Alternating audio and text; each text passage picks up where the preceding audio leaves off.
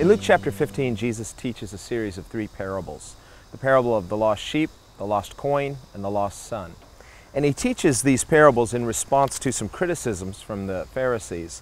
They were criticizing him for receiving tax collectors and sinners and actually eating with them. Now in this culture, eating, sharing a meal was something that spoke of intimacy, it spoke of fellowship. And the Pharisees, as separated ones, couldn't understand how Jesus could actually receive these sinners and break bread with them. And so Jesus tells them these 3 parables in response. In the parable of the lost sheep, Jesus tells a story of a man who owns 100 sheep and one gets lost. He leaves the 99 to go find the lost sheep.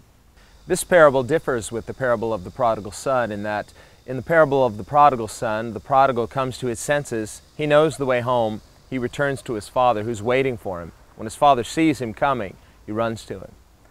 But in this parable, a sheep doesn't know the way home. He's actually lost. What I see from this parable is that there are times in each of our lives where we find ourselves in a situation, perhaps it's a negative situation, you don't know the way out, you don't know how to backtrack. If we do, of course, it's simply a matter of humility, repenting of pride, and retracing our steps. But like a lost sheep, you don't know how to retrace your steps. You're actually lost.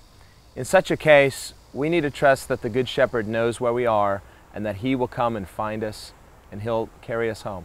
The last thing we see in Jesus' parable is that when the Good Shepherd finds the lost sheep, He's happy, He's joyful, and He carries that sheep home rejoicing and shares with His friends the good news. The sheep was lost and he's now found. And through this parable, Jesus is teaching us something about the heart of our Heavenly Father, that when we're lost, He is genuinely concerned, and when He finds us, He's overjoyed, and He shares that joy with all of heaven.